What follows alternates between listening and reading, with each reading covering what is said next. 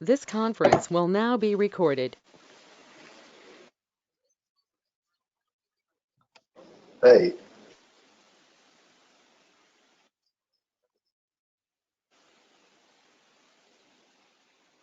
I don't see.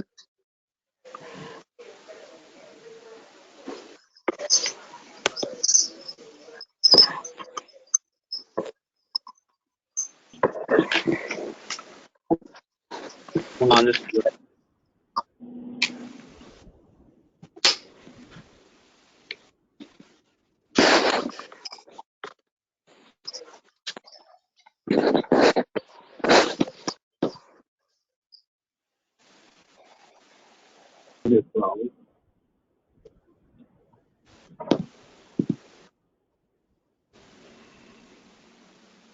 Yes. This is Ray. I was just making sure you can hear me. Okay, I can hear you. Yes.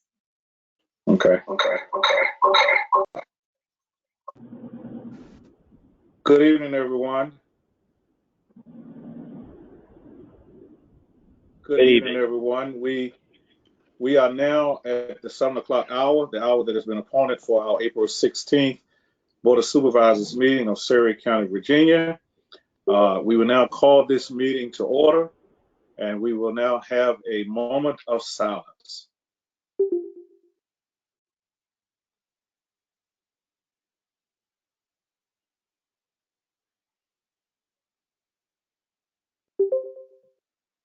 Thank you.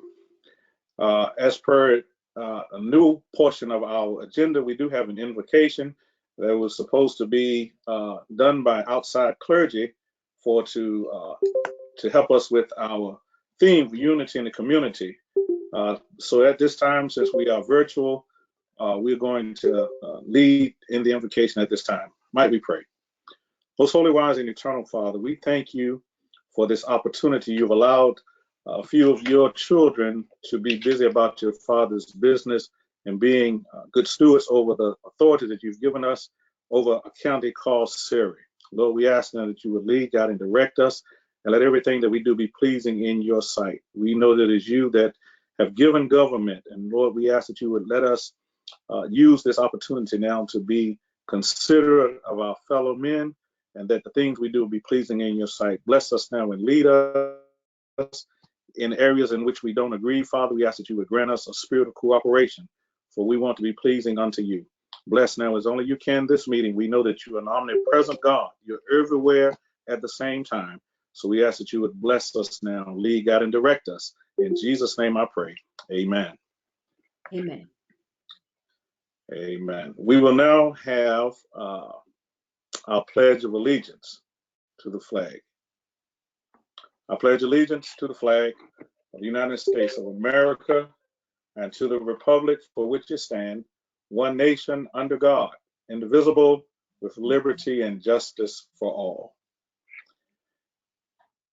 At this time, we are now going to have an adoption of the agenda.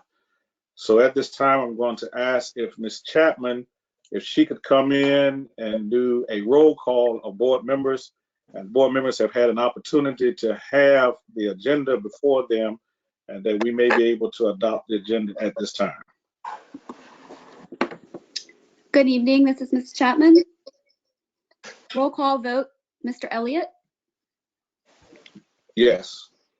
Mr. Drury, Just some explanation. Have we amended, has this agenda been changed since late afternoon? no, sir. No, the agenda's been posted for about an hour, but there was a revision posted about an hour ago. But it is online and it has been received by board members, as far as I'm aware. I'm just viewing a new one. I don't like it at the last minute, but I'll go ahead with it. Yes. Mrs. Little, Yes. Mr. Holmes,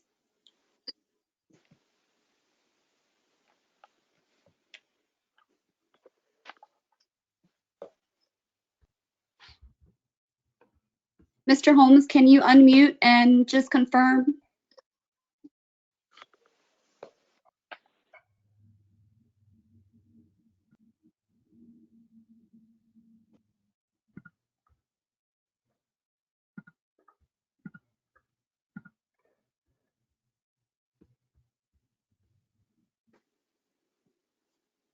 We know we have Mr. Holmes, but I have not heard from him yet. Mr. Calhoun, could you confirm, please?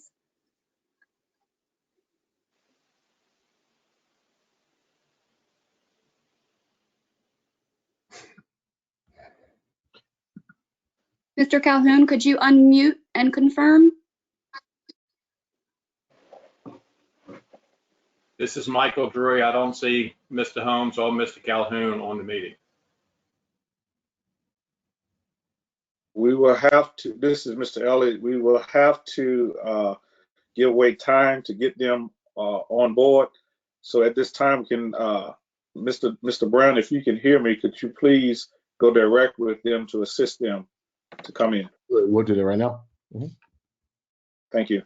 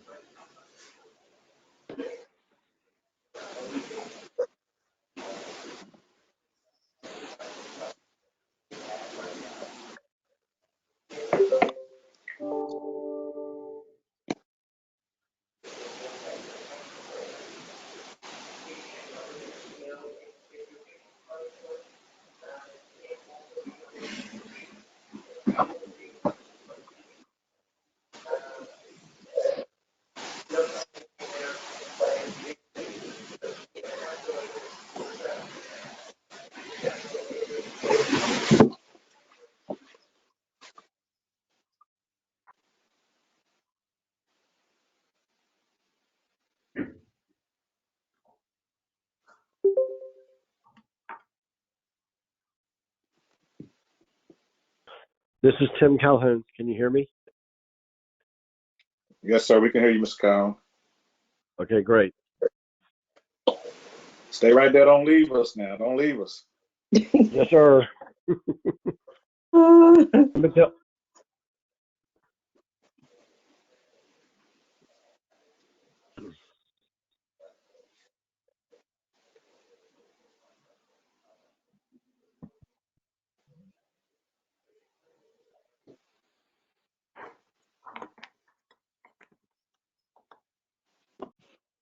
Mr. Holmes, if you're there, can you just say hello? Mr. Holmes.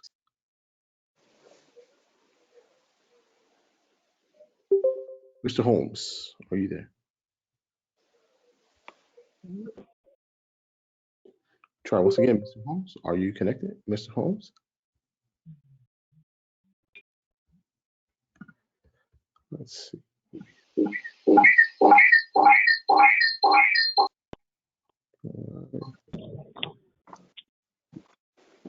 Mr. Holmes, are you there? I don't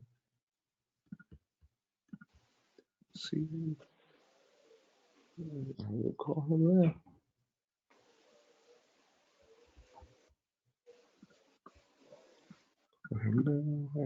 Yes, sir. Are you dialed in? You're dialed in. Yes, sir. Let's see if you because I don't see you. And can you try and dial in one more time for me? Yes, sir. Yes, sir. And I'll wait to see you come in, and when I wait to see you come in, I'll just begin speaking when you come in.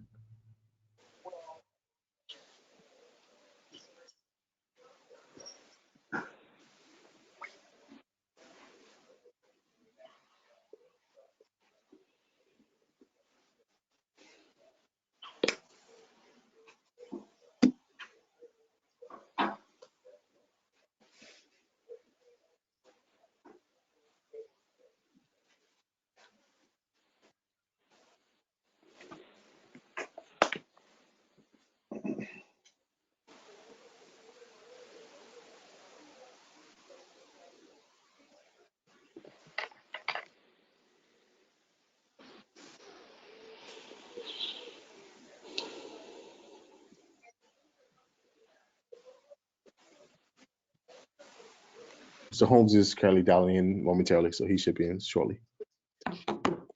Okay.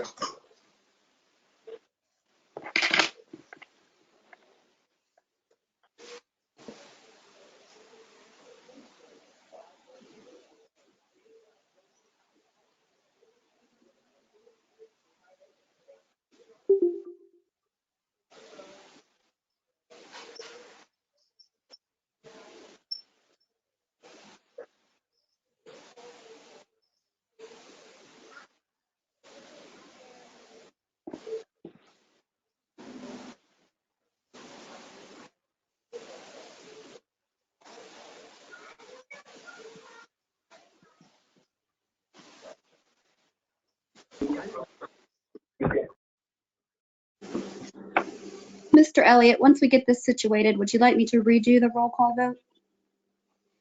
Indeed, we would like to start it over again, explain what we're doing. And we will see, give Mr. Brown an opportunity to try to get him on. If not, we will have to go forward with the form until he can get in. Okay, and just to clarify for board members, there is no new information that was added that you have not already seen. This was just a public item that was added that you already had access to. So there is no new info that a board member has not seen on the agenda. Am I on now? Yes, you are. Mr. Chair, Go right ahead. Yes. this is Mike Drury, and Ms. Chapman, what I was getting at is this afternoon, I printed out this agenda. I just looked at it again. There are additional items that have been put on this agenda since about 5 o'clock this evening. And so, Ms. Chapman, I don't think your statement is correct. I do see additional items and documents on, and just going to let y'all, there's an MOU from. Mr. Drury, point of order. Could you look at the agenda at this time before we take the roll call on it? And if you have anything you oppose, then we can have further discussion on it. But right now, could you give way 2 or 3 minutes for you to take a look at the agenda so that we can adopt it? Mr. Elliott, I'm looking at it now. I'm just trying to clarify that Ms. Chapman's statement was incorrect. Yes, I'm looking at it and we'll vote on it now, but there are documents in there that I have not had time to review when we get to those items. Okay, thank you, Mr. Drury. Ms. Chapman, could you go back now, Mr. Brown, Mr. Holmes and Mr. Calhoun has been added to the line now. Can we go back and take a roll call vote on the adoption of the agenda for this evening? Yes, Mr. Elliott, Yes. Mr. Drury, Yes. Ms. Little, Yes. Mr. Holmes, Yes. Mr. Calhoun.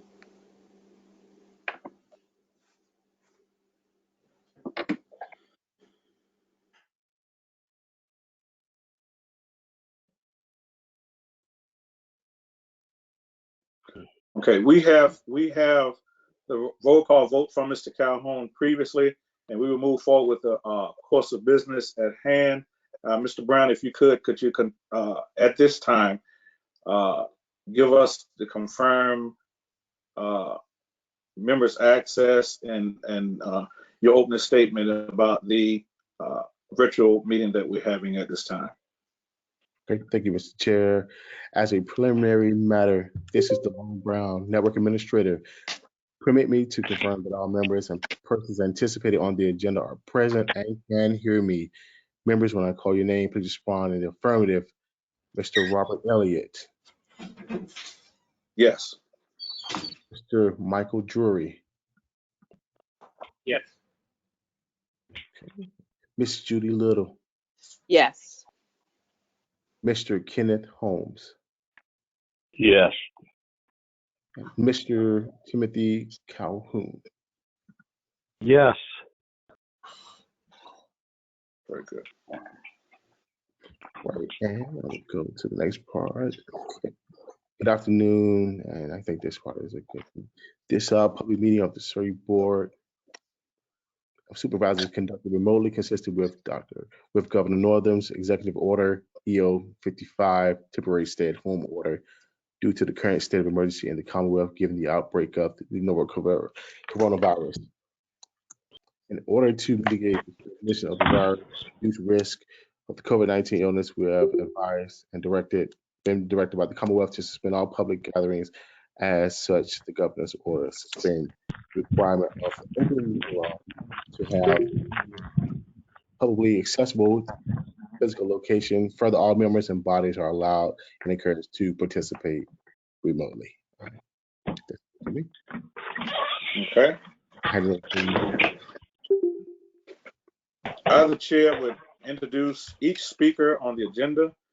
After they conclude their remarks, the chair will go down the line of members, inviting each by name to provide any comment, question, or position. Please hold until your name is called. Further, please remember to mute your phone or computer when you are not speaking.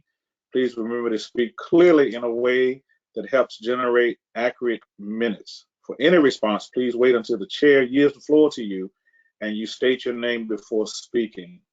If members wish to engage in colloquy with other members, please do so through the chair, taking care to identify yourself.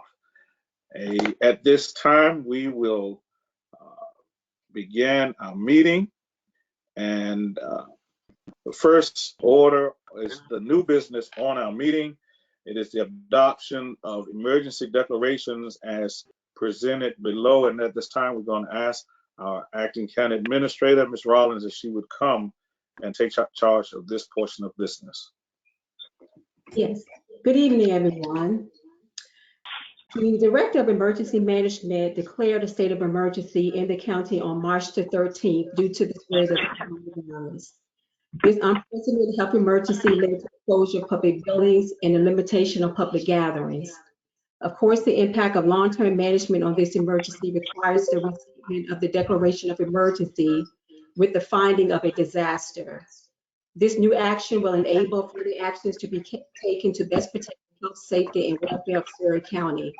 There are 3 resolutions that we're asking the board to consider this evening in accordance with the Commonwealth of Virginia. The first resolution, of course, is confirming the declaration of the locust emergency that was declared on the 13th by the Chief of Emergency Management and the Director of Emergency Services. The second resolution is the amended emergency declaration, and as I stated, it adds the word required, it adds the word disaster to the declaration. And the third one is the emergency ordinance on the continuity of government. It permits temporary changes in certain deadlines and to modify the public meetings and public hearing practices and procedures to address the continuity of operations. So the request this evening is to approve Resolution 2020-06, confirming the local emergency that was declared on the 13th. Item 2 is to approve the amended declaration to add disaster to the emergency declaration. And the third item, again, is to improve the emergency ordinance on the continuity of government. Thank you, Ms. Rollins. At this time, we will ask Ms. Chapman to take a roll call vote from the board members to the adoption of these new ordinances for the county. Roll call, Mr. Elliott, Yes. Mr. Drury, Yes. Ms. Little,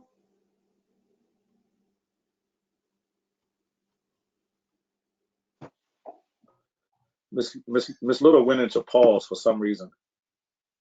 okay. Mr. Holmes, Yes. Mr. Calhoun, Yes. should we wait on Ms. Little?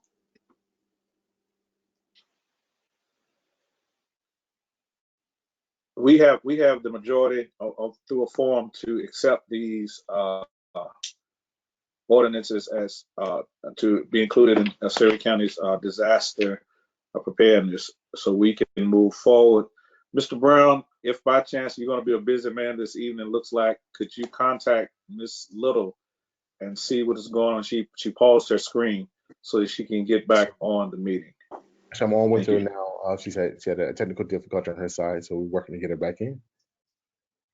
Thank you, sir. At this time, we will now have the Surrey County Pandemic Plan, and that will be given to us by Ms. Rollins. Yes, you do have board members, and for purpose of the public, it's the Surrey County Pandemic Plan. This plan was prepared by the Chief of Emergency Services, Mr. Phelps, in collaboration with several stakeholders of the community. That included the Surrey County School System, the Public Health Department, first responders, the business community, and other stakeholders that is needed to put this pandemic plan together for Surrey County. This is an annex to the existing plan that the county has, which is the Surrey County Emergency Operations Plan. And the purpose of this document is to provide information and guidelines to all of Surrey County officials and public authorities for the potential outbreak of influenza resulting in a pandemic. These guidelines are intended to provide non-medical direction to the county and or emergency managers during the planning and implementation phase of a pandemic influenza emergency. And the only thing I can add to that, board members and for the members of the public, is this is something that we did not expect to do at this particular time. But of course, anytime that you're dealing with this unprecedented emergency that we're dealing with, Mr. Phelps and the team felt it was proactive in the county to go ahead and get a pandemic plan ready so that the county can be able to respond to the emergency as it pertains to COVID-19 and in additional emergency that we hope won't happen in the county or anyone else in any time soon. But again, the recommendation this evening is to adopt the Surrey County Pandemic Plan. And again, it was a collaborative effort with stakeholders to put this plan together. Thank you, Ms. Rollins. We have Ms. Little back at this time. Ms. Chapman, could you go back over the declarations of emergency to take a re-vote on those, and then after that, give us a roll call vote on the adoption of the pandemic plan?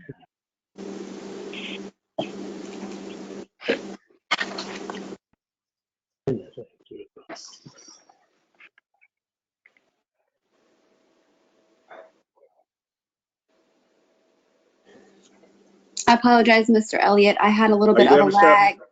Yes, sir. Can you hear me now? Okay. Yes. Okay. You needed me to go over the number one item under new business again? Or just the Yes, roll for call? the adoption of the, just a roll call vote for the adoption of the declarations of emergency, and then do a roll call vote for the pandemic plan. We have Ms. Little back with us now. Yes, sir. Okay. This will be the roll call vote under new business. Item 1, adoption of emergency declarations. Roll call, Mr. Elliott, Yes. Mr. Drury,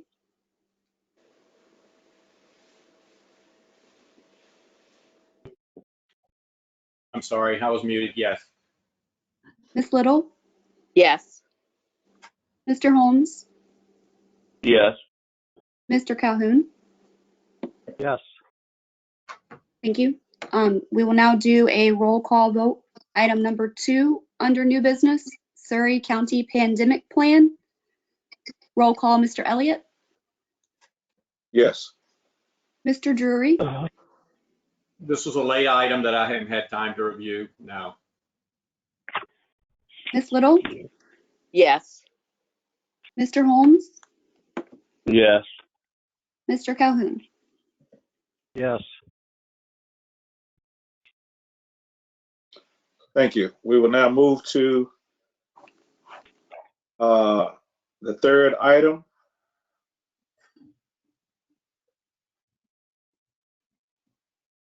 I just received a request that we would bypass the third item and come back to it. So at this time, we're going to ask Mr. Harrison to come and to present to the board the rescinding of sales property on item number 4, 5, and item number 6 to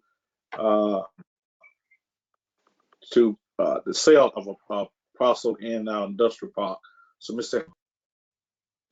Harrison, would you please present at this time?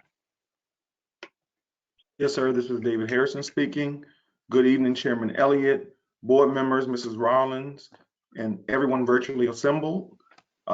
First, I would like to request that the board rescind the sale of the property to Joe Vault Company.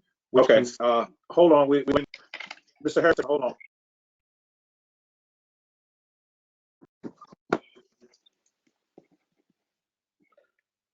We're learning as we go. Hold on 1 minute. We need to go back. I just talked to the attorneys. We need to make a motion on the adoption and then the roll call vote. So at this time, with the declarations, we do the declarations first. The 3 declarations, we need a motion to adopt those and then a roll call vote. So at this time, could I get a board member to make a motion to adopt the emergency declarations? So moved, moved. Mr. Chairman. It's been properly moved in second.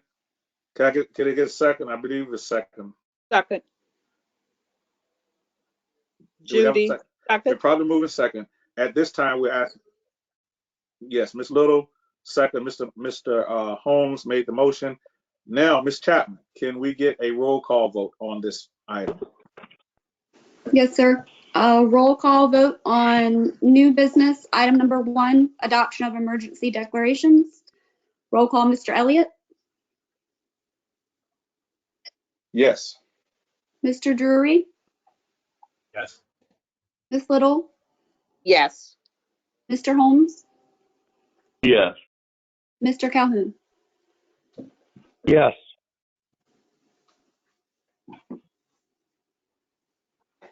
Thank you. Now we need a motion on the Surrey County pandemic plan,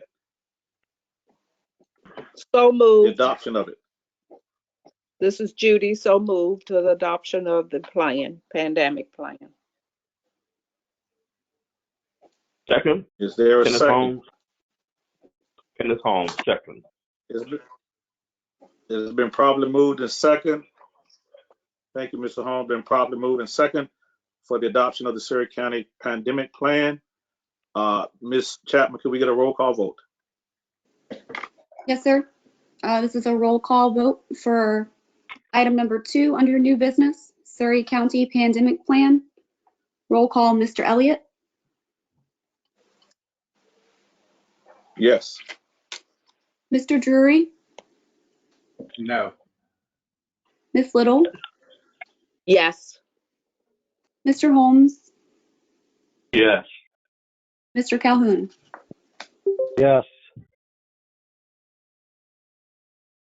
We have majority. The motion is carried. At this time, we will now have our item number 3, Memorandum of Understanding of the Virginia Department of Health, Crater Health District, and this will be given to us by Ms. Powell.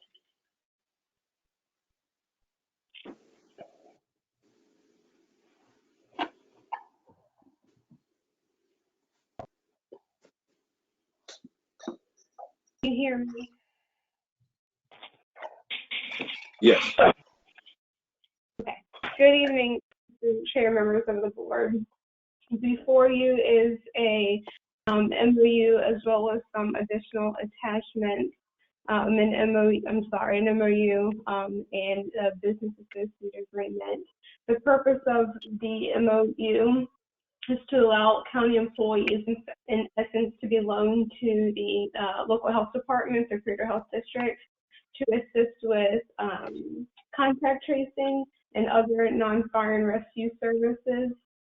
The Crater Health Department really is in need of extra manpower for this, for the contact tracing. And the purpose of the contact tracing during the pandemic is, of course, to break the chain of infection and to mitigate those effects. The MOU before you extends until 2021, but it can be terminated at any time that we feel as though we don't want to be a part of the agreement anymore, as long as there's 30 days written notice provided. And really, when employees are if we have employees that can help with the contact tracing or any other non-fire or related services, we can do that. But in the event that the county just doesn't have any employees to loan, then we don't have to. The Creator Health District has asked 7 other jurisdictions to be a part of this, the surrounding areas. So Forster is one. I don't know what the status is as relates to the other jurisdictions, but I do believe Dinwiddie has entered into it. And so if this is something that the board would be interested in being a part of, then a motion to adopt this MOU would be in order. Thank you, Ms. Powell. Is there any discussion on this matter from board members? The Virginia Department of Health Creator Health District. Mr. Chairman, Judy Little here. I didn't quite understand what they're asking for. They want us to join in and send them some help with their health, with some health issues. I'm not sure if I understand what they're asking. In essence, this is Danielle Powell. Yes, ma'am, that's correct. In essence, the Creator District is looking to have employees or 8 different jurisdictions, 8 different counties help out with the health district and contact tracing and other related emergencies, or provide equipment if the county has it. So you're in essence loaning employees to help out with the pandemic, to do contact tracing. Thank you. This is Mr. Elliott. Ms. Powell, is this on a volunteer basis from the out employees? Yes. So if we don't have any employees that are able to provide any assistance when a requesting jurisdiction asks for it, then we can simply tell them, no, we don't have any employees to provide. And if we do, then, we can send them over. It's not mandatory.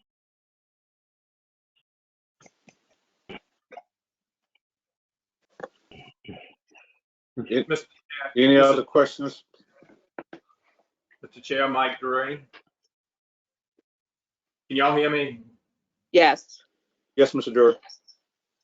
And Ms. Powell, I have to say, I'm having a hard time hearing you.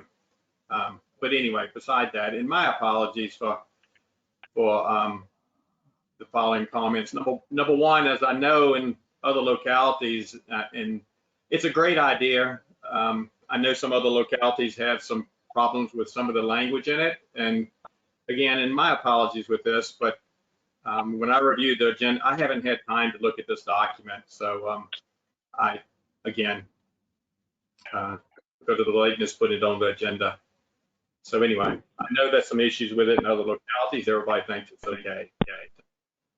I don't want to vote on something I haven't seen. Mr. Chairman? Mr. Chairman, Yes.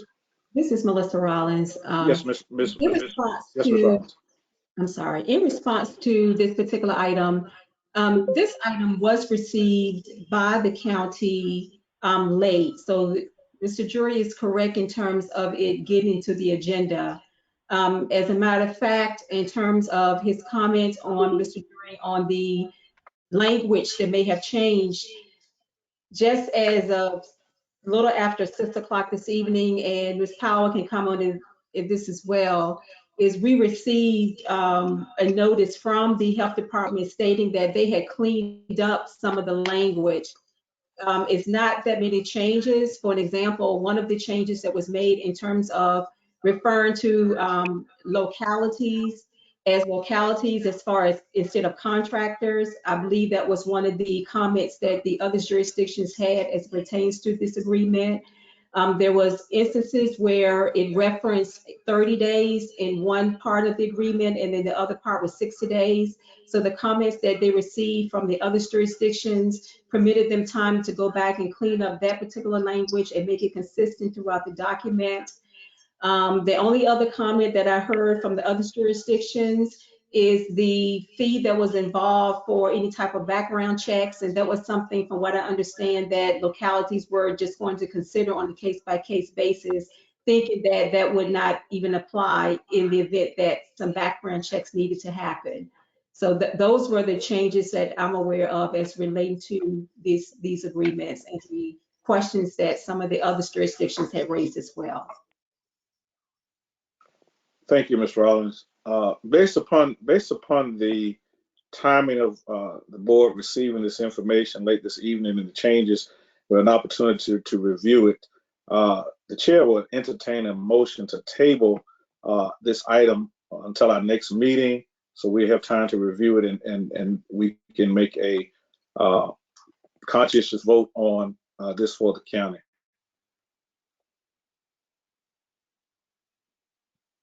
Mr. Chair, this is Mike. Yes, Mr. Drury. I'll make that motion with this comment. I know other localities some changes in this MOU, but they also, and I'm of this mind too, that if they need help, I'm not against county employees with the blessing of the county administrator helping if that becomes a need. And I think that's what other localities were doing while this agreement was being cleaned up. Thank you, Mr. Drury. I don't believe anybody's against that, but if we need more time to look at the MOU before we vote on it, we can table it until the 23rd. We can put it on the agenda for the 23rd, and that will give us an opportunity to make a vote on it then. And I'll make that motion to table to the 23rd. We have a motion to table item. It's been motioned by Mr. Drury to table this item until the 23rd. It's been seconded by Mr. Calhoun. Ms. Chapman, could you give us a roll call vote on tabling this until our next meeting? Yes, sir. Roll call vote. Mr. Elliott? Yes. Mr. Drury? Yes. Ms. Little? Yes. Mr. Holmes? Yes. Mr. Calhoun? Yes. God bless you all. We're going to get through this. Okay. Next item is number 4, the rescinding of a sale of property from Joe Vault, and Mr. Harrison will come and present on items number 4, 5, and 6 on the agenda. And at the end of each presentation, we will ask for a motion and then a roll call vote on these items. Mr. Harrison.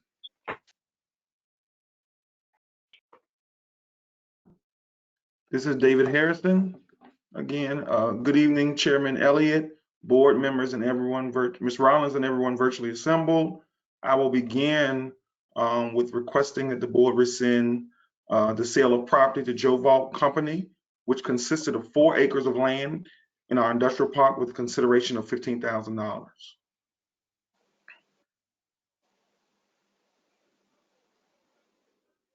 We need a motion at this time on rescission of the property from Joe's Vault and from the board members. I move that we would, Kenneth Holmes, I move that we would agree to rescind the vote on the property for the Vault Company.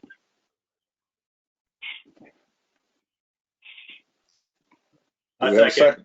Mike Drury, second. It's been probably moved and second that we will rescind the sale of the property to Joe's Vault Company. Ms. Chapman. Questions first, if we can. Are there any questions? I just have one question. Maybe I should know, but what was their reason for rescinding the request to purchase the property? Yes, sir, Mr. Holmes. This is David Harrison speaking. He would, Joe Vault Company would like to defer their purchase until 2021. So they're not saying that they won't purchase, they just want to delay it a year. So that was the reason why we're going to rescind the sale to them. And they do have the understanding that their property might not be available in 2021. So they understand that they would have to pick another site to purchase. So that's why we're rescinding Joe Vault's sale, the sale to Joe Vault Company. Okay.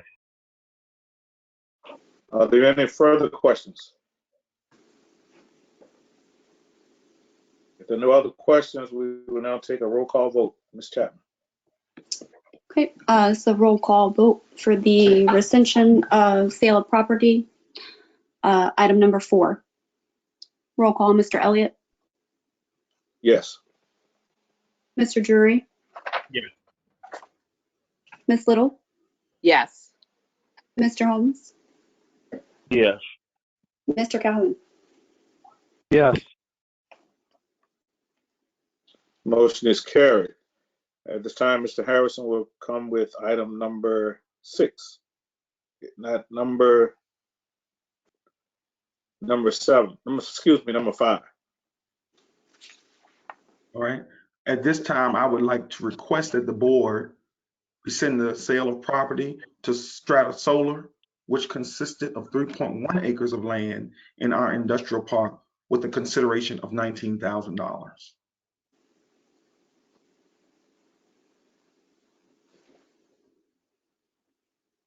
Are there any questions at this time on the rescission of Strata Solar?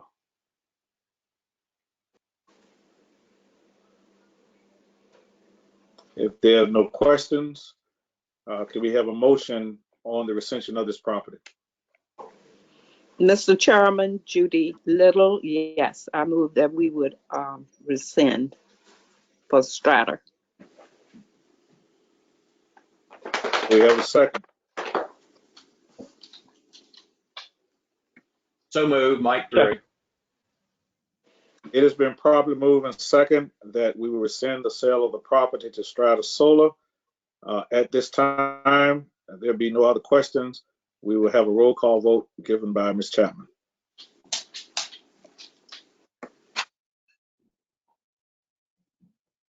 Okay, if there's no other questions, this is a roll call vote for item number 5. Roll call, Mr. Elliott, Yes. Mr. Drury, Yes. Ms. Little, Yes. Mr. Holmes, Yes. Mr. Calhoun. I'm not able to vote on this item at this time, conflict of interest.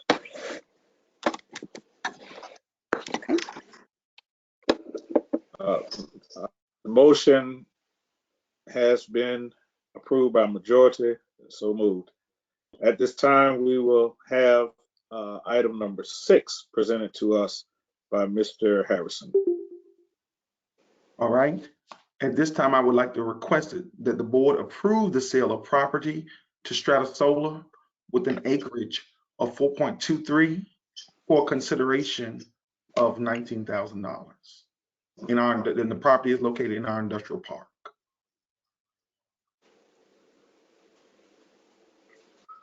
Are there any questions on this matter of the sale of the property in the industrial park? Before, this is Danielle Powell. Before there's a vote, I'd just like to add something in for clarification, if that's okay. Yes, Ms. Powell. Thank you, Mr. Chair. The property that Mr. Harrison is referring to is essentially the same property that the board heard and had a public hearing on December 5th of 2019. So the board just rescinded the vote to Joe Vault Company, which was approximately 4 acres in the industrial park. And Mr. Harrison, of course, can fill in where I'm leaving off, but the property that is subject to the current motion to Strata Solar is essentially the same property that the board had a public hearing on in December, I believe it was December 5th, 2019. The difference, I believe, is in the sale amount. This is going to be for $19,000 as opposed to $15,000. I think there is just maybe 0.2 additional acres, but it's essentially the same. And the board did already have a public hearing in December to approve the disposition of that property. Okay. Mr. Harris, you want to elaborate a little bit more on that? That's correct. The general synopsis would be that Joe Vault deferred their land purchase to 2021. Initially, when we began negotiations with Strata, they were interested in the parcel that Joe Vault Company had already had. You all had the public hearing on for them for the sale of that property. And in the midst of us negotiating with Strata, Joe Vault pulled out from that parcel, and Strata was still interested. So in essence, we're selling that parcel for more than what we were selling it to Joe Vault for. So Joe Vault's consideration for that same property was $15,000, and Strata for a tad bit much acreage, the consideration would be $19,000. Thank you, Mr. Harrison. Are there any other questions from the board members on item number 6? Mr. Chair, Mike Drury. Question for Ms. Powell. When did we have a public hearing on this? December 5th, 2019. With the change of purchaser and a change of amount, we don't have to have a new public hearing? The board can have a public hearing, definitely, if the board so decides, but because it is around the same acreage, I don't think that there necessarily has to be another public hearing based on the Attorney General's opinions that I've read, or opinion that I've read. But, you know, it really is, if the governing body has determined that it's essentially the same property, then a public hearing doesn't have to be held. But if, you know, the board considers it not to be the same, then we can have another public hearing for it. Mr. Chair, as long as legal's okay with it, there's a code section that addresses this. As long as legal's okay with it, I will be okay with it. Thank you, Mr. Drury. At this time, can we get a motion on the sale of the lot in the industrial park to Strata Solar?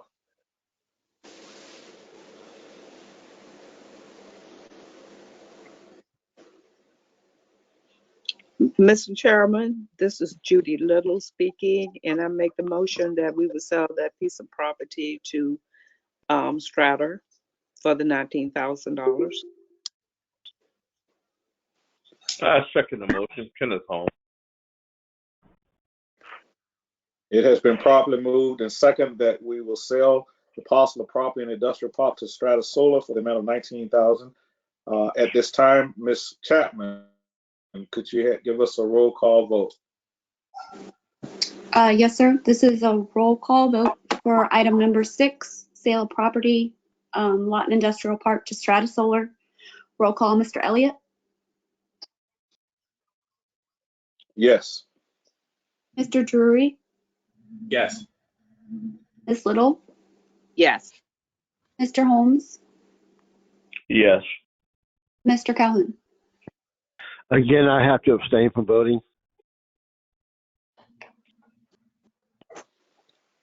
Thank you. We have the majority in favor.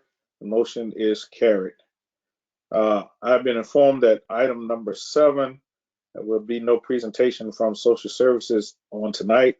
So at this time, we will go to item number 8 from the Surrey County School Board. We do have the new superintendent of the school board with us, and also Ms. Harvey. So we're going to turn it over to them now for their presentation, their budget presentation for the year 2021. Sabrina Sims, Surrey County Public Schools speaking. Good evening, Dr. Elliott, Chair of the Board of Supervisors members, Mrs. Rawlins, and all others who are in virtual attendance. Tonight, Mrs. Melissa Harvey and I will present to you the school board approved budget for fiscal year 2020-2021. This budget represents months of work that was begun under Dr. Michael Thornton's tenure, and it reflects the goals and the priorities of Surrey County Public Schools. Before we delve into the budget, I want to take a few moments to recognize a few of our points of pride and then do a brief overview or major influences on the budget. So our points of pride. All of Surrey County schools are fully accredited for the 4th consecutive year. Surrey County High School's on-time graduation rate of 94.8% exceeded the statewide average of 91.5%. Surrey County Public Schools students earn between 600 to 700 dual enrollment college credits this past year, and this represents a tuition savings of approximately $400,000 for Surrey families. Surrey County Public Schools provided a personal computing device, either an iPad or a Chromebook, for every pre-K through 12th grade student in Surrey County Public Schools. Surrey County Public Schools continue to partner with Head Start, the Improvement Association, to provide classroom space and support at Surrey Elementary School. Now, some of the major influences on this budget that we will present to you in just a few moments are as follows. 1, we are looking to provide a competitive compensation adjustment for all employees of approximately 2.5%. In addition, we've taken into consideration a reduction or realignment of staffing levels. We also have taken into consideration ongoing facilities maintenance needs. We also looked at our declining student enrollment prior to generating this budget. And finally, the capital improvement needs at Luther Porter Jackson Middle School and Surrey County High School. So with that being said, at this time, I'll turn the microphone over to Mrs. Harvey, who will provide additional details on the school board's approved budget. Thank you. Good evening. I would like to provide a few budget highlights. The Surrey County Public Schools budget was approved based on the General Assembly approved budget as delivered to Governor Northam on March the 12th, 2020.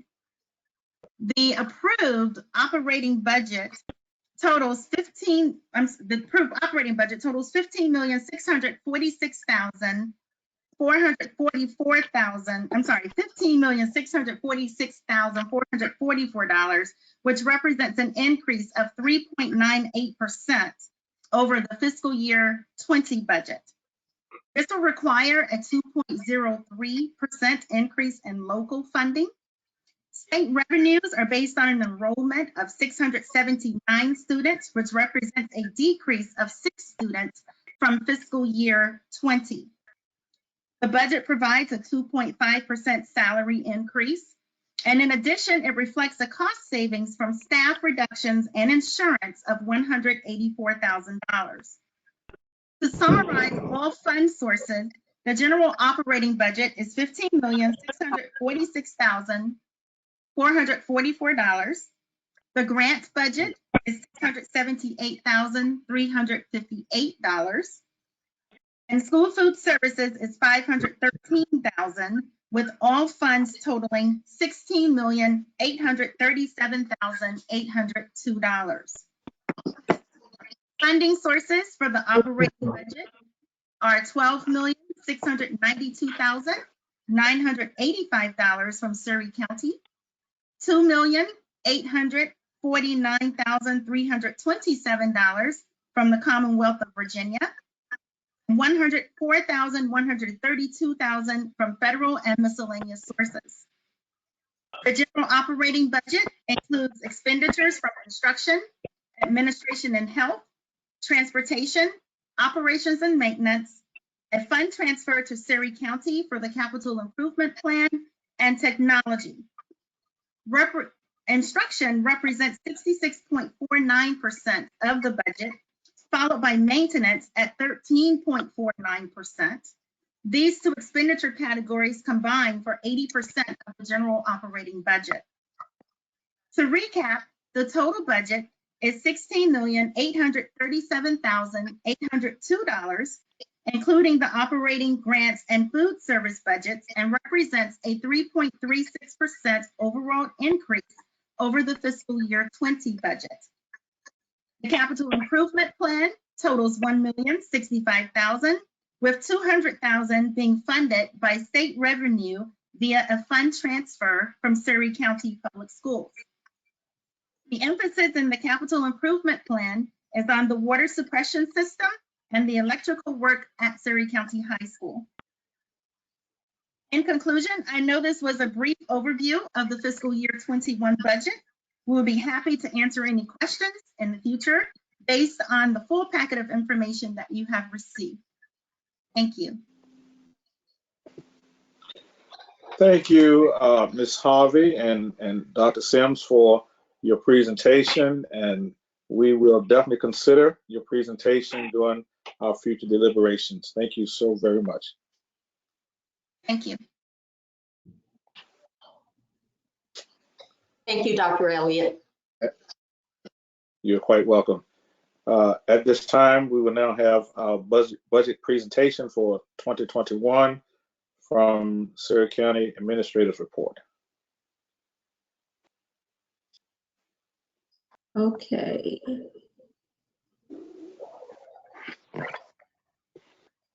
Good evening, everyone. Now I'm trying to see if I can get it shared on the screen.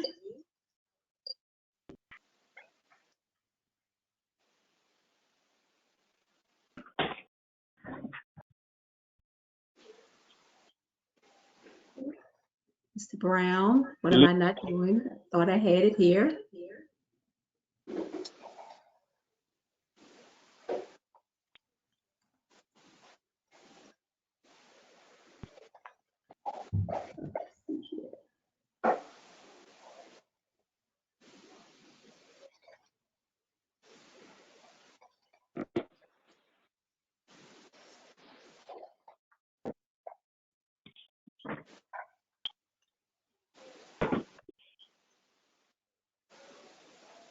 Can everyone see it? Yes, at least I can see it. All Yes. right. Okay, perfect. Okay. Thank you, Mr. Brown. Okay. Good evening again, everyone. It is my pleasure to present to the Board of Supervisors and to all who are attending virtually this evening the County Administrator's proposed fiscal year 2021 budget and 5-year capital improvement plan. The first part of the presentation I will do, and then I will turn the presentation over to Ms. Carol Swindell, who will go over the numerics of the budget presentation. Of course, with any budget document, the most important thing in terms of development is to ensure that the budget is in line with the strategic goals and priorities that have been established by the Surrey County Board of Supervisors. In 2012, the Board of Supervisors set out some major strategic goals and priorities for the County of Surrey, and they are listed here on your screen. And they include priorities relating to growth and quality for Surrey County, fiscal integrity with providing excellent services, enhanced relationships, and an informed citizens. The strategic priorities are aimed to strive to maintain a strong commitment towards efficiency and effectiveness in county government and positively impact the public safety, health, education, and welfare of the citizens of Surrey through effective leadership and fiscal integrity. The board will encourage the orderly growth and development of the county to enhance the quality of life for the citizens of Surrey County. Now, in 2020, in February, the Board of Supervisors conducted a county leadership retreat. And the purpose of that retreat was to define the new strategic direction for the Board of Supervisors. Now, conversations and dialogue from that strategic planning retreat, that was the 2-day retreat, and there were common themes that were associated with the retreat in terms of the strategic priorities that were established in 2012. There were common themes.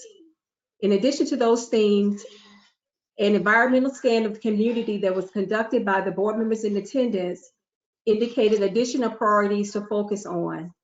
Those priorities related to community and development. They related to economic development. They related to the education of Surrey County, since education is a critical component of Surrey County, fiscal responsibility, and of course, transportation needs.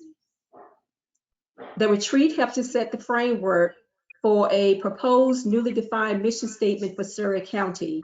And if you've been hearing it since January of 2020, the mission statement that is proposed, we will exemplify and work with citizens to achieve unity in the community. This is essential to maintaining a strong commitment towards efficient, effective operations and to positively impacting public safety, health and wellness, education, and overall quality of life for informed, engaged, and participatory citizens and stakeholders of Surrey County.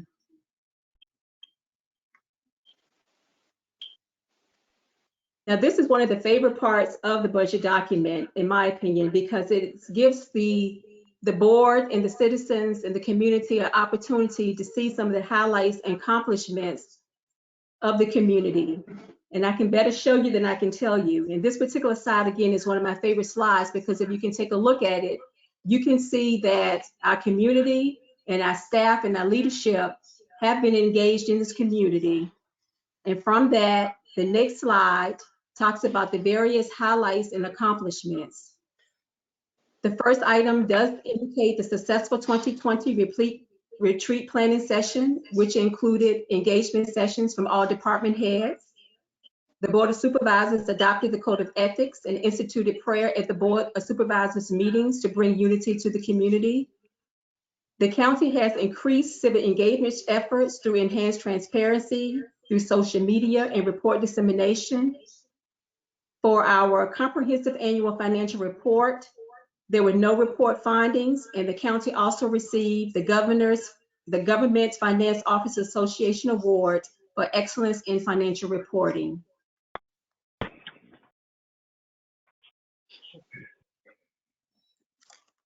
The Surrey Business Park received the Tier 4 ranking status, and again, board members and the public, all of these highlights and accomplishments are in line with the strategic priorities that have been set out by the board. Grays Creek designation in Virginia underneath the Virginia Scenic Rivers Program.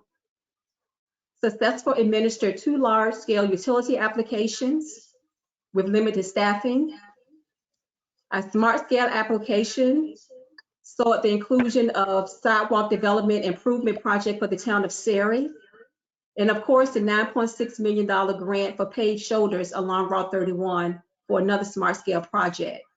We saw the grand opening of a new farmers markets pavilion in fiscal year 1920, and we have a successful national night out, which garners tremendous support from the community, thanks to our sheriff department and his partners. The Commonwealth Attorney has established a litter reduction jail diversion program slated to reduce our jail costs. We improved the real estate tax relief program for the elderly. Mr. Jenkins recognized the limited number of elderly who were applying for that program and sought the Board of Supervisors approval to make adjustments to that program to be able to provide more relief to our elderly. We had a successful 2019 VOPEX drill where there was no areas for corrective action. And the Department of Emergency Services was noted for their diligence in conducting that exercise. We reinstated the emergency operations team using the whole community approach. And as you know, we formed the Census Count Committee to start that process for Surrey County to make sure that all of Surrey County citizens are counted in the 2020 census. We conducted a successful land diversification summit in which some of the leaders on the call participated in that summit. A successful business appreciation event where recognized legacy and new businesses in Surrey County to support our business community. We have been known for health and wellness initiatives in the county, again, consistent with the mission statement for health and wellness. Community-wide health and wellness programs are robust and ongoing. We have new recreational activities in the county to include kayaking and other things that are sponsored by our Parks and Recreation Department. And we cannot forget the VATI Grant Award for Broadband, $2.2 million grant that the county received to support a project that has been demanded in this community for over a decade.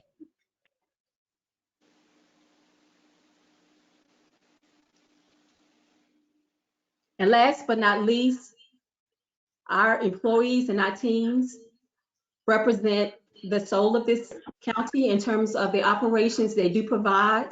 I do want to highlight some recent accomplishments of our staff. As you all recall, Ms. Frances Bailey, she became certified as an erosion and sediment control inspector. Mr. Justin Smith was appointed to the Pre-Hospital 911 Communications Board for the Office of Emergency Management, the Virginia Department of Health. And recently, Mr. DeLon Brown has earned his master's certification at the Enterprise Cybersecurity Leadership. So we do recognize that in order to have quality workforce for the community, that I'm sorry, I'm hearing a little bit of feedback. In order to have a quality workforce, we understand that our employees must be engaged in leadership and development opportunities. So we're certainly excited about these accomplishments. Highlights and accomplishments to end: summer intern workforce development programs. We have new business attraction, as we just saw from our West Business Park. State inspection for our animal control facilities, no findings. Our youth and family resources were awarded workforce development grants for summer programs, and our economic development team facilitated a Bravo TV visit to Surrey County. So again, this is just a summary of the highlights and accomplishments of Surrey County, and we're always pleased to show these to the board and to the community.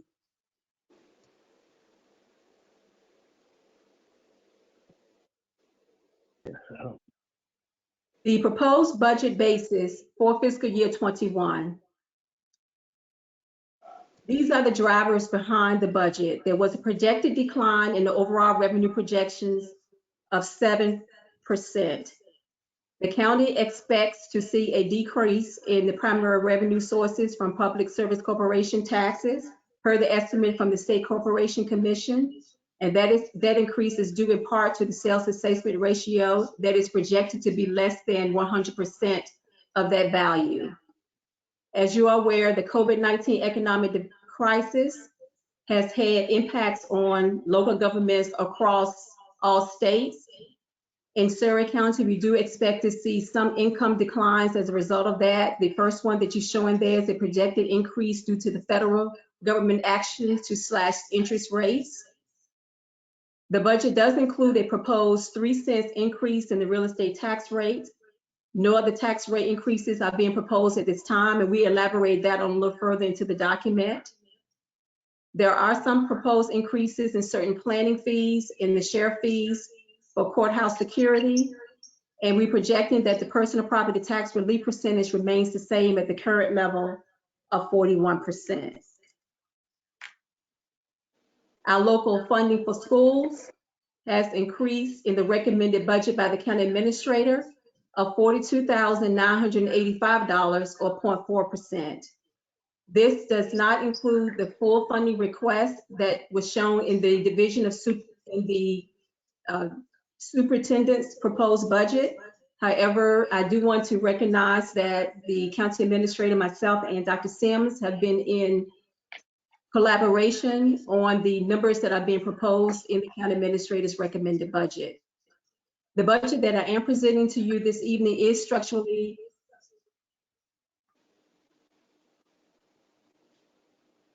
imbalanced. I'm sorry, the budget is structurally imbalanced with a tax rate increase or a reduction in other services.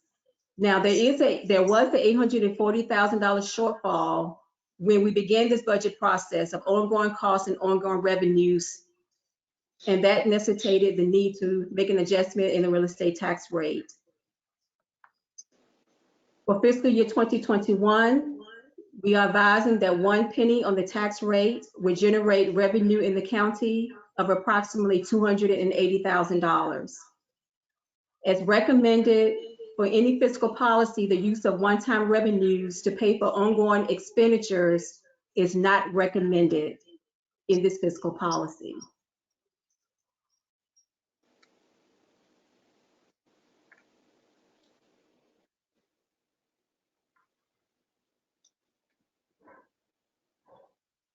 In total, the revenue shortfall and expenditure increases combined are shown here. And again, I want to highlight some of the major drivers that are included in the budget.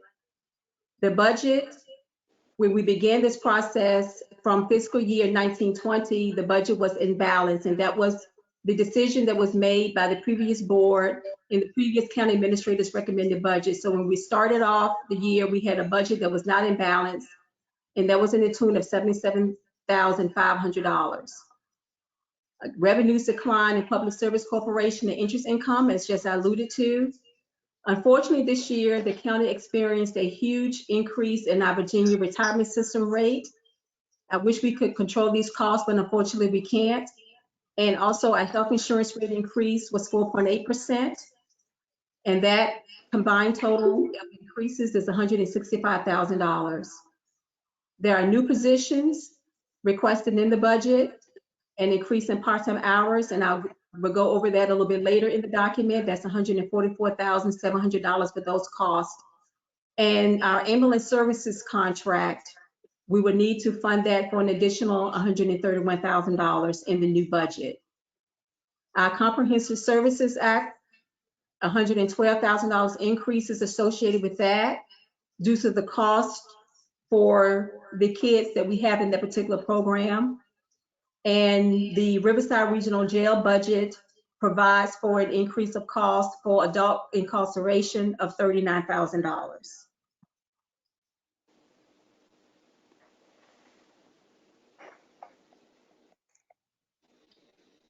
This particular slide shows the effect of a tax increase. It shows our current rate at 71 cents per $100 of assessed value. For real estate residential, which is the amount that's paid by Surrey County citizens. The real estate public service amount, $194,632 in comparison to the $89,650 that's paid by residential. As you can see, that's 31% that our citizens pay towards a penny in the tax rate, whereby Public Service Corporation generates that 69% of that $284,282. Again, that is the 1 cent on the tax rate.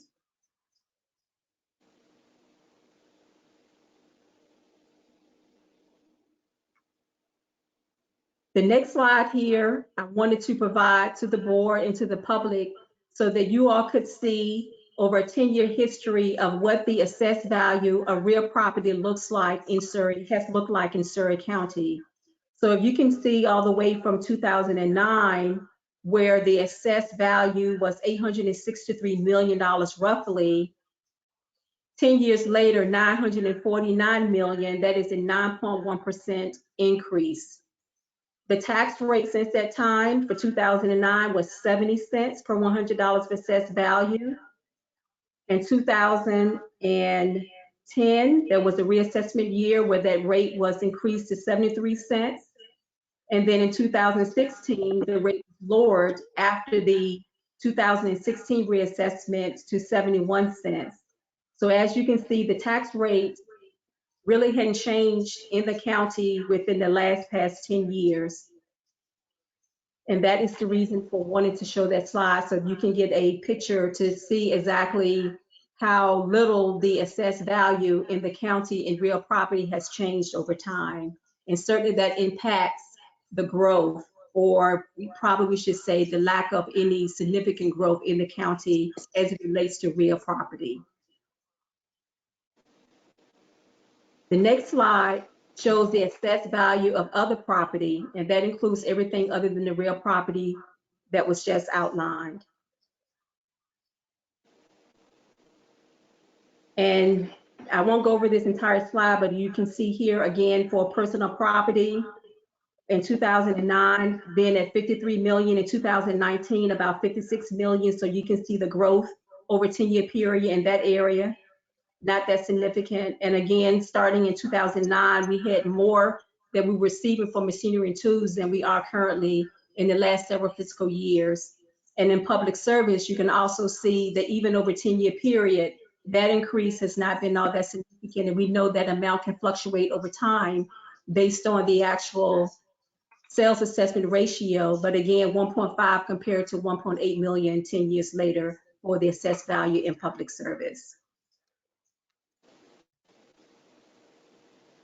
Another thing that we want to show the board and to the citizens is the impact in your pocketbook in terms of a 3-cent tax rate increase. Now, again, this is several scenarios that are listed here in terms of assessed value for the average home in Surrey County. We received information from our Commissioner of Revenue recently this week that that is closer to the $140,000 that you see there in terms of what the average home assessed value is in Surrey County. At a rate of 71 cents, our taxpayers are paying $994.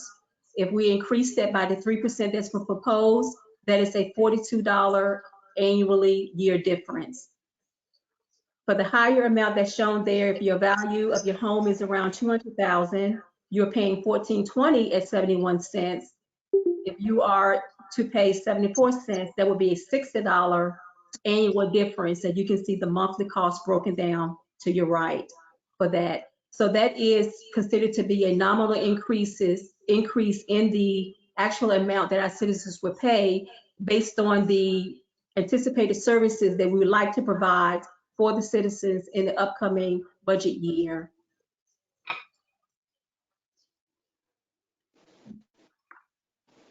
General fund highlights. I'm going to turn this part of the presentation over to Ms. Carol Swindell.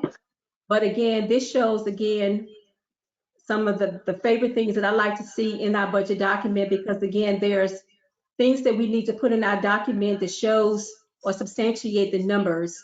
We are, again, as stated before, we are collaborating with our community.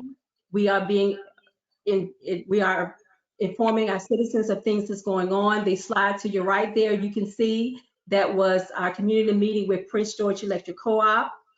As I stated, with informed and engaged citizens, we see our garden club assisting us to the right in that slide. We see that our staff are dedicated, where you see the professional services provided by the maintenance team in terms of what they did to our courtyard and beautifying our government center. And I cannot be remiss in not showing the slide the picture that Mr. Calhoun shared with me in terms of social distancing greetings that he was able to accomplish during this past Easter. So again, that is the unity in the community that we want to show as part of this overall budget experience.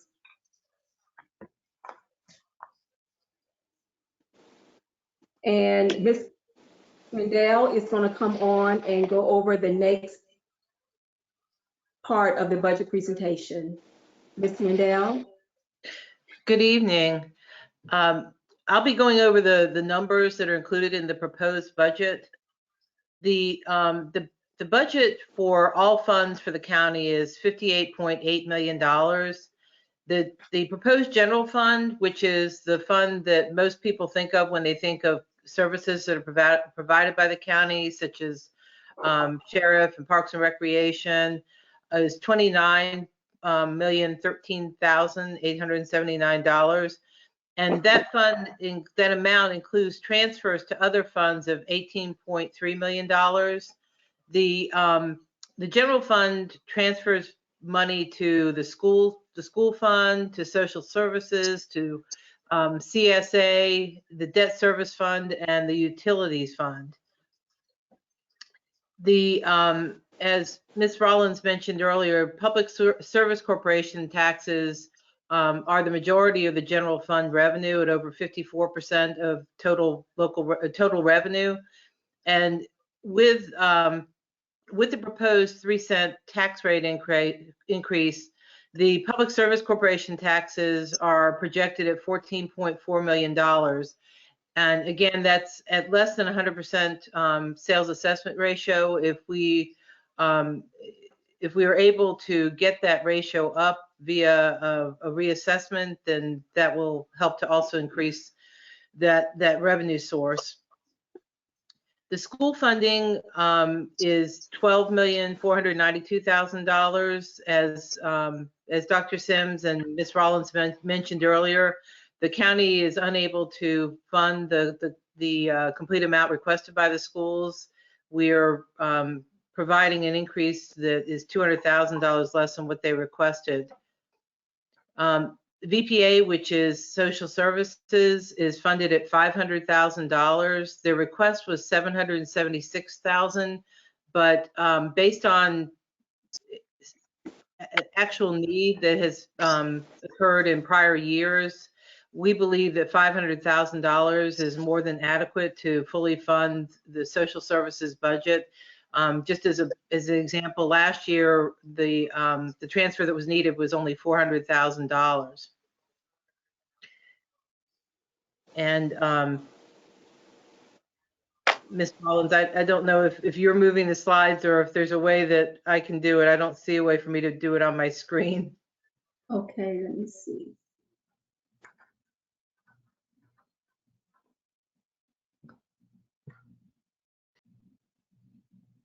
Or is there, if there's a,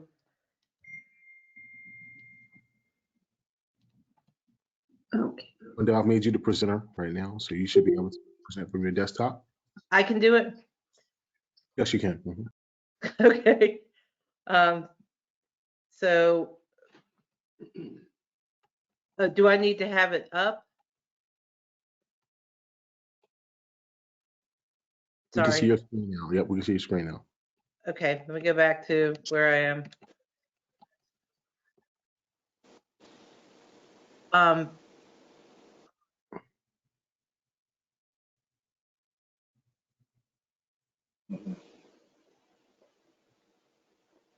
So this is showing up correctly then? Yes, it is. Okay, thank you.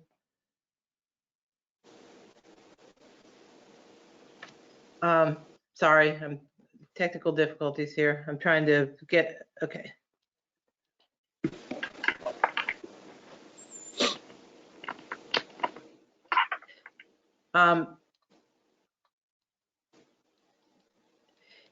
The budget includes a contingency of $100,000 in the board budget, which is consistent with the amount that has been budgeted in prior years. The Virginia retirement system rates, as Ms. Rollins mentioned earlier, had a significant impact on the county's budget this year. The rates for VRS increased by 39%. Health insurance costs are going up, not by as much obviously as VRS, but still by 4.8%. And the county contributes to that cost, and so our costs are going up accordingly. So those two major drivers of benefit costs are $165,000. The budget includes two critical new positions.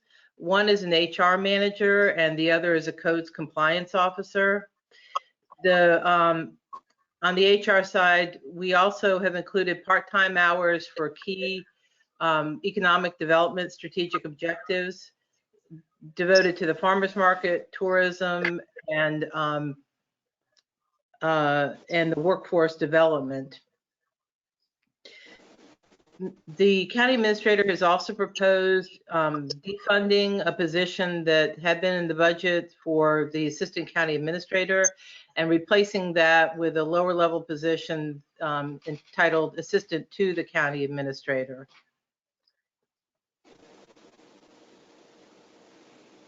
The next chart shows the revenues by source, and as you can see, again, the Public Service Corporation is about 53% of the total budget. If you don't include the use of fund balance, it's over 54%. The real estate taxes account for 26% of the total budget, and personal property accounts for 5%.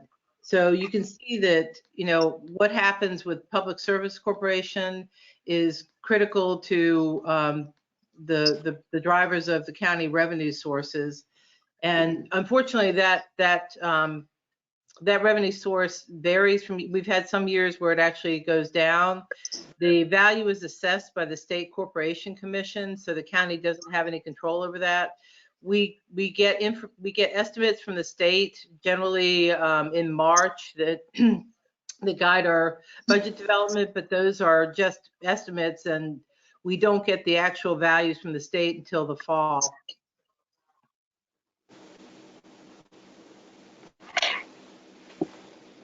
Turning to the expenditure side now, the majority of expenditures for the general fund are the transfers to other funds, which is $18.3 million. The largest of that transfer, obviously, is the transfer to the school system, but it also includes, as I mentioned earlier, social services, debt service, utilities, and Comprehensive Services Act, all of which are supported by general fund dollars. The next largest component of the budget is general administration at $2.1 million, and public works and community development are close behind. Excuse me, the next one is public safety, then general administration, public works, and community development.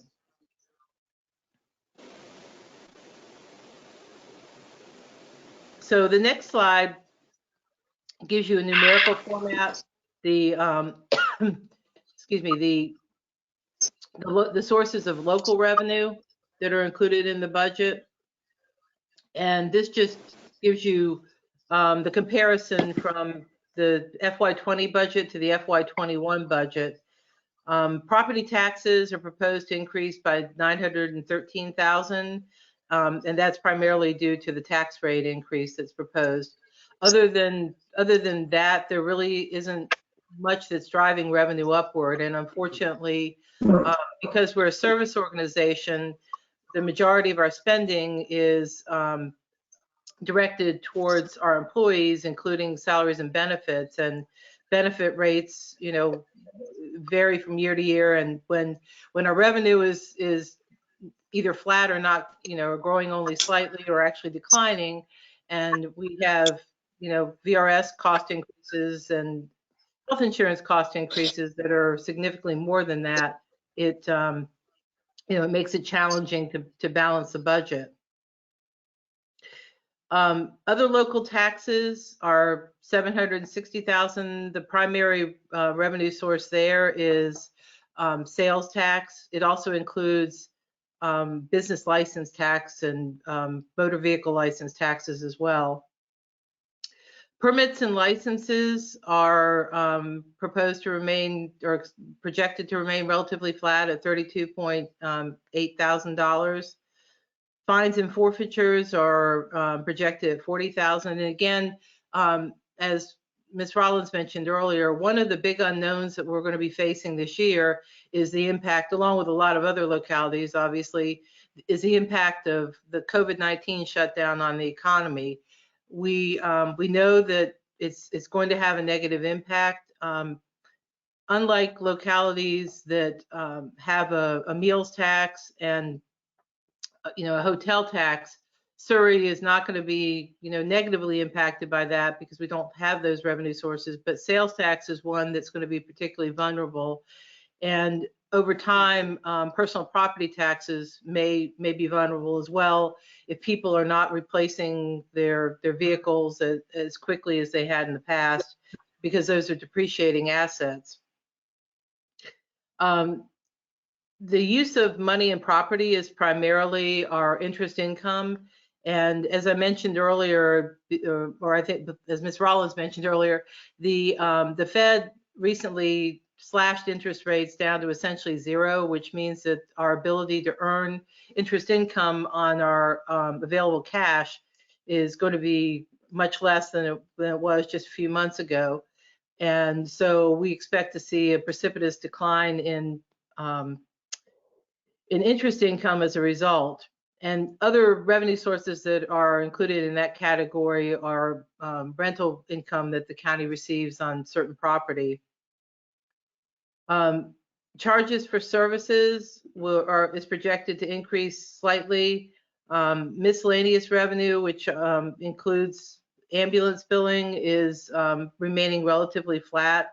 We had an initial bump up in ambulance billing as the company that's doing the billing for us collected some past due amounts, and now we're sort of stabilizing that revenue source.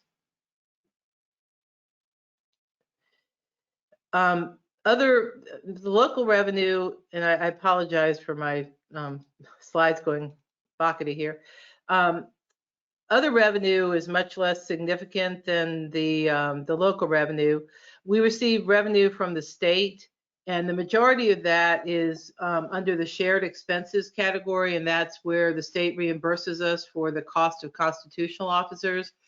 Right now, we have left that revenue flat until we get some clarity on the state budget, which the state is now revisiting in light of the COVID-19 economic impacts. Non-categorical aid includes items such as our E911 fees, and categorical aid includes certain grants that we get, like the Victim Witness Grant. Under the federal category, we had received a very small amount of revenue in prior years. That was for a school program that we're not clear as to whether we're going to continue to get that revenue. So to be conservative, we just left that at zero, and if that changes, we'll come back to the board to add that. So in total, the revenue for the FY21 budget is $26.2 million. And then in addition to that, we have proposed a transfer from fund balance to cover the CIP program for next year of $2.665 million. As we mentioned earlier, the primary driver, we discussed the positions that are proposed and the cost impact of personnel changes within the budget. Turning now to the expenditure side,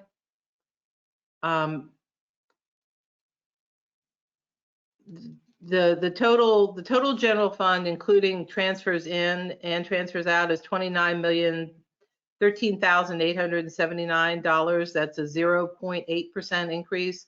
So Ms. Rollins was able to, when we started out, as you may recall from an earlier slide, we had $1,075,000 in decreased revenue and additional cost. And she was able to go through, take a critical look at the budget and identify areas where we could reduce costs. So we were able to bring that gap down to $840,000. And as a result, the net general fund is not increasing by very much.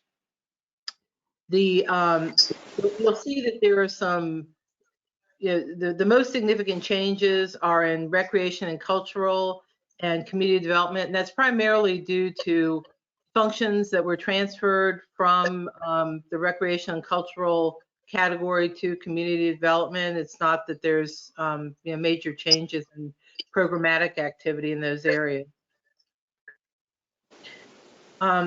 As I mentioned earlier, the general fund is the county's major operating fund, but there are other funds as well, and this slide lists those.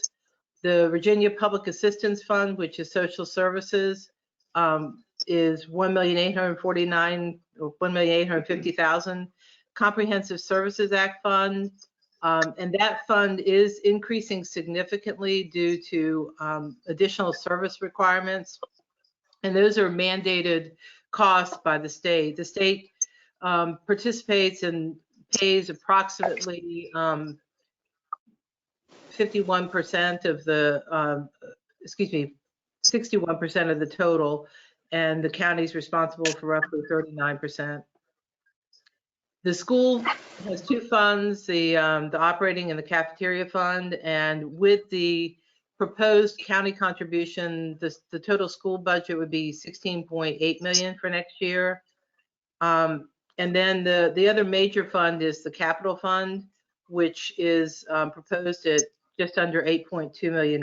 So in total, all of the funds for next year are $58.8 million for the county, which is an increase of $6.2 million, but the majority of that is a result of the capital projects budget. And we'll go over that shortly as well. Looking at the debt service fund, the budget for the debt service is the amount of money that the county pays for bonds that it has borrowed against. And the county currently has three bonds outstanding, one for the Virginia Public School Authority and two for Virginia Resources Authority. The debt service on those three, which is principal and interest that the county has to pay, is $2,124,000. Excuse me, the budget is $2,124,000. The debt service is $1,864,000. And for the county, the school portion of the debt service is $236,000.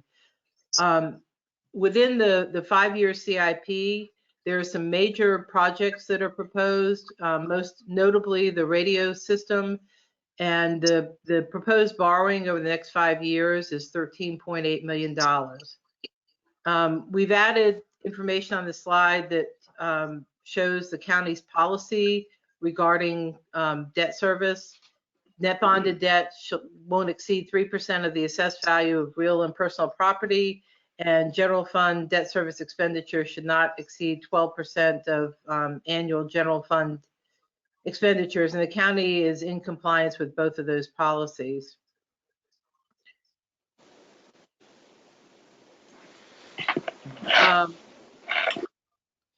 Turning now to fund balance, the current fund balance policy permits spending up to only 25% of general fund expenditures, and based on the proposed budget next year of $29 million, 25% would be $7.2 million.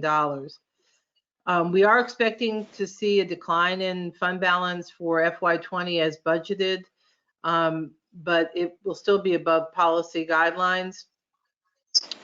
We're proposing to fund 2.7 million of the capital projects with fund balance, and the remainder from ongoing revenue, which is directed to large maintenance projects. We've moved major maintenance items such as HVAC systems and related significant costs to the capital fund to better be able to track those as capital assets. And included in the CIP are two school projects that total $500,000. Right now, the schools are projecting that they will likely have enough money to carry over at the end of the year to cover those. But to the extent that they don't, we're proposing that the county cover any difference. Obviously, the schools also have some risk as it relates to the economy because some of the funding that they get from the state is from sales tax revenue, which could see a significant drop between now and the end of the year.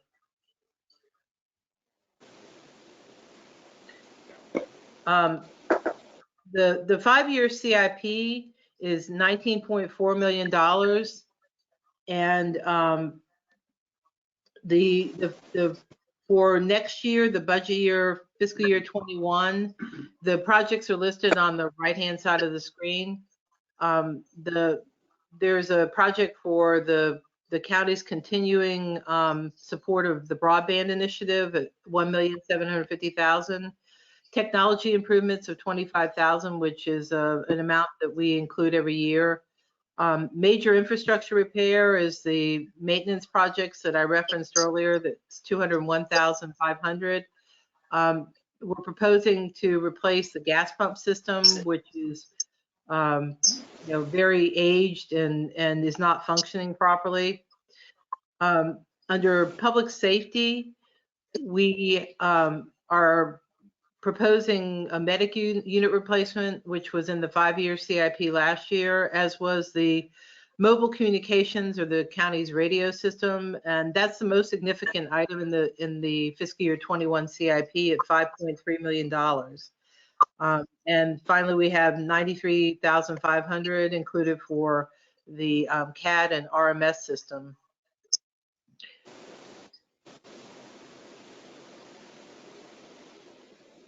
Then on the education side, as I mentioned earlier, there are 2 projects that are included for the schools, and whatever funds the schools are able to carry over will become a funding source for these.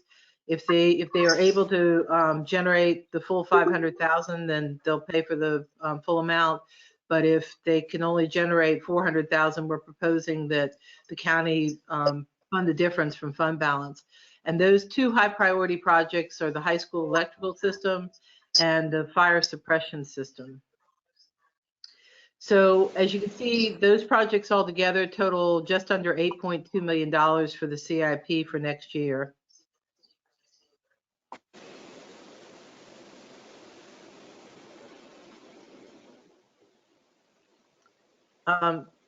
So turning now then to next steps, and Melissa, do you want me to go over these as well, or do you want to talk about this?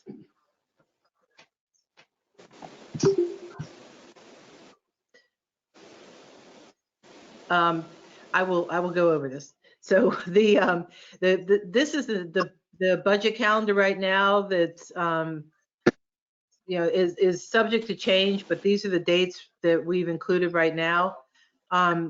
We are proposing a budget work session, which I believe will be virtual on the 23rd of this month. We will also release the advertisement for the public hearing. We did include in the original budget proposal a planning commission meeting on the CIP, but we are not going to be holding that. The budget is proposed to be published in the newspaper on April 29th and will be the subject of a public hearing on May 7th. And the budget is scheduled to be adopted on May 14th, at which time the board will also set the tax rates and adopt all the resolutions that are associated with the budget.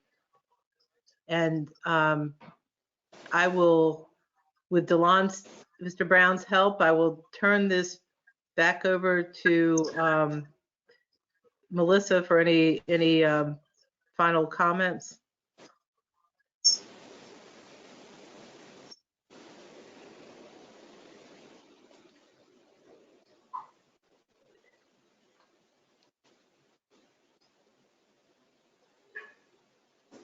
Ms. Rollins, I believe that you're on mute. You're muted.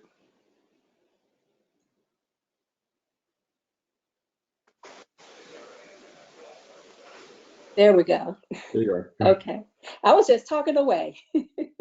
Thank you, Mr. Chairman, Lauren. Yes, I just want to say in closing that I am certainly humbly grateful for the opportunity that you have afforded me to serve the citizens of Surrey in this acting capacity and being entrusted with me with this enormous responsibility for preparation of the county's financial plan for the ensuing fiscal year. Preparation of this budget document resulted from a team effort by all departments and the school division's leadership.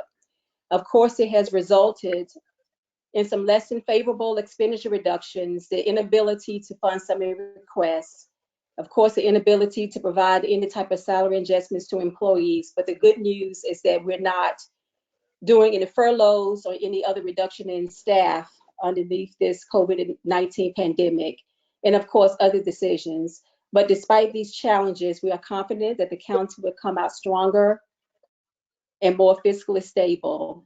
with continued forward thinking, creative strategic planning, and of course, a renewed commitment to collaboration and unity, I honestly believe that we'll be better able to seek the opportunities ahead for the good of the community. I would like to recognize and express my sincerest gratitude to the county's leadership team throughout the budget process and through the challenges of this COVID-19 operational change. Ms. Rendell, for your dedication to the budget process, and of course to the Board of Supervisors during this COVID-19 event that necessitated flexibility in our operations by trying to maintain the services in this community. So I do look forward to working with you, the board, as we deliberate the remaining of the budget process. Thank you. Thank you, Ms. Rollins and Ms. Swindell, for the budget presentation for year 2021. And we look forward to deliberations on this, I believe, on the 23rd. Thank you very much for your hard work and effort. I know this is not an easy job, easy task, but we thank you for putting in the elbow grease to bring us up to date as a county. Thank you very much. At this time, we'll move to unfinished business. As you see on the agenda, this is a performance agreement at the grocery store. There'll be no actions on this tonight. We're waiting for some additional information from our legal team on this, so there'll be no action taken on this agreement tonight. We do see next on the agenda is citizens' comments. We are looking forward to hearing from our citizens through email. We will be able to get a copy of the email of all the comments that you have for the board that will be forwarded to us. So we thank you for being a citizenry that is committed to the county and shows interest in what we're doing and give us some guidance and direction so that we can serve you the better. So thank you very much. And we look forward to looking at your citizens' comments. At this time, we open up the floor for any comments from board members. Do we have any comments from our board tonight?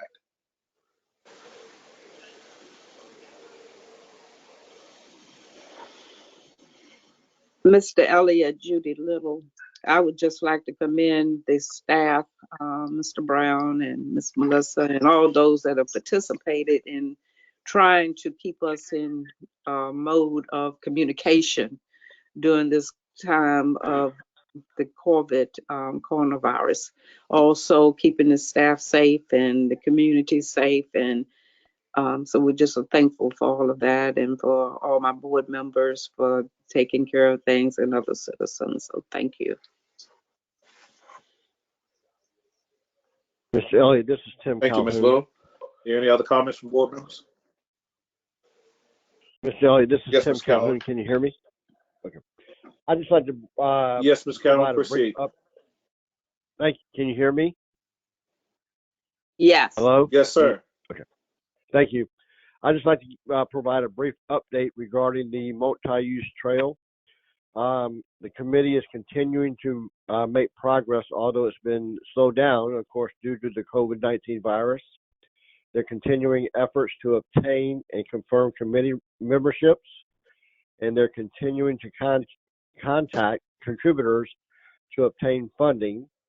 Also, they're emailing Mr. David Harrison with updates and statuses of the progress of the multi-use trail. That's all I have to say. Thank you, Mr. Calhoun. Mr. Holmes? I don't have any comment at this point. Thank you, sir. Mr. Drury? Thank you, Mr. Chair. I just concur with Ms. Little's comments, and thanks to staff and everything for keeping everybody safe and themselves safe and putting on this electronic meeting so quickly and everything. Again, I thank you, and to the citizens listening out there, thanks to everyone. Our numbers are staying steady here in Surrey, and nice to be here during these difficult times. Again, thanks to all. Thank you, sir. I concur with the board. These have been trying times. I've been in close contact with our county administrator, and I know the diligence and the hard work that's been going into providing leadership in the county during this time. There have been several incidents which could have tried anybody's patience, but due to the COVID-19 situation and our love for our county, we have still been progressing. So I want to thank staff for a job well done under these adverse conditions. We do have a report, I believe, tonight from Mr. Phelps to come and give us an update on the novel coronavirus as how it has taken effect on the county. So we're going to give way to Mr. Phelps at this time. Mr. Ray Phelps. Yes, sir. Can you hear me, sir? Yes, sir. Okay. Good evening, Chairman of the Board, members of the board, Ms. Rollins, and citizens of Surrey County. I'd like to give you a quick update on the status of Surrey County as it pertains to COVID-19. Emergency Management has been in constant contact with the Virginia Department of Emergency Management and Crater Health District throughout this pandemic. The Crater Health District refers to the positive COVID cases as either increasing or flattening out. Fortunately, Surrey County has maintained the lowest rate of spread of all localities in the Crater Health District. We have remained with 4 positive cases or less for approximately 3 weeks. We're continuing to do continuing our quest for PPE for first responders as well as staff. These items include such things as masks, shields, gloves, hand sanitizers, etc. And I'd like to thank Dr. Sims with the school board for their donation of masks and gloves, and also like to take this time to thank Chase Boykins with Butler Towing for his donation of hand sanitizers, much needed hand sanitizers. We recommend the community continue to prevent the spread by maintaining social distancing, staying at home as much as possible, and if you must go outside, wear a mask. Wash your hands as often as possible, and continue to prevent the spread. Emergency Management submitted our application and paperwork to FEMA this evening for review for reimbursement. FEMA is reimbursing all qualified expenses at a rate of 75%. We have been receiving several phone calls inquiring the status of Surrey County as it pertains to the pandemic, and Emergency Management worked with IT department and created an email address for the citizens to email their questions and concerns directly to Emergency Management. And that email address is covid19@surreycountyva.gov. This will allow us to, in a timely manner, get back and answer some of those questions. It's kind of difficult. We receive a lot of phone calls, and it's difficult to take those phone calls when we have conference calls on a regular basis. But this is a brief summary of the many things that we have been doing to ensure the safety and well-being for Surrey County citizens and staff. And I would also like to take this time to thank all of our volunteers for their dedication and sacrifices for all they do for Surrey County. And that's my update for now. Thank you for your time. Thank you so very much, Mr. Phelps. I know you have been busy as a bee during this pandemic, and we thank you for your time and effort to keep Surrey County healthy and safe. Thank you very much. Ms. Rollins is back in your hands. Thank you, sir. Ms. Rollins, back in your hands. Do you have any additional information to report? You're muted, Ms. Rollins. Yes, I would like to also take this time to publicly thank Mr. Ray Phelps as our Chief of Emergency Management. He has certainly been responsive to the citizens and stakeholders of this community. And again, I thank him for his leadership during this time. Much, of course, has been placed on his shoulder in terms of addressing safety concerns to our citizens, to our businesses, and to our employees. And he is to be commended for going beyond the call of duty at times to assist the community. As we know, this COVID-19 pandemic has undoubtedly disrupted our lives, both professionally and personally. And I'm confident that when this passes, we as a community will come out stronger, more unified, and optimistic about our path forward. Now, our goal, as I stated before, is to keep essential services in place while we're protecting the health and safety of our employees and the public we serve. Now, I did provide a report to you, but I would be remiss if I was not able to share with the board and to the community who's listening that during the last 4 weeks that we've been dealing with the emergency, that the county team have worked diligently to keep services going as much as possible. I mean, this is not included This includes, but is not limited to, our waste collection services that are still going. And we always thinking about our vulnerable population in terms of our sanitation workers we know who are over 65 for a few of them. So Mr. Slade and his team are doing all the extra precautionary measures to make sure that we're keeping them safe during this time. Extra sanitizing, taking care of our circuit and our district court, our sheriff's department, and our social services, where employees are required to come to work most daily. Mr. Slade and Mr. Woodard, our maintenance team members, have done an outstanding job in keeping those facilities clean, and we thank them. The collaboration and communication amongst our team is consistent, evident by the weekly team meetings that we have each Tuesday and follow up with staff during the week. I must thank Mr. Brown and his IT team, who has worked diligently in best ensuring that employees are able to work remotely, providing cross-functional support throughout the entire organization, and recently all board members to best ensure that this virtual meeting will run smoothly. Within limitations associated with social distancing, adding protective measures, and the need for appointments, our building inspections is continuing their operations. Our planning and zoning is still receiving applications via mail only. They're working on special projects with limited staff, i.e. the Smart Scale application, as we mentioned, to the Sound of Surrey and other particular projects. I do commend Mr. William Saunders and his short staff team for definitely continuing operations, and his collaboration with our Economic Development Department and other stakeholders of this community is commendable. We're still doing our checks, of course, are being processed. The Treasurer is still collecting taxes. They are encouraging our citizens to go onto the website to make their payments via credit card to make sure those processes are ongoing.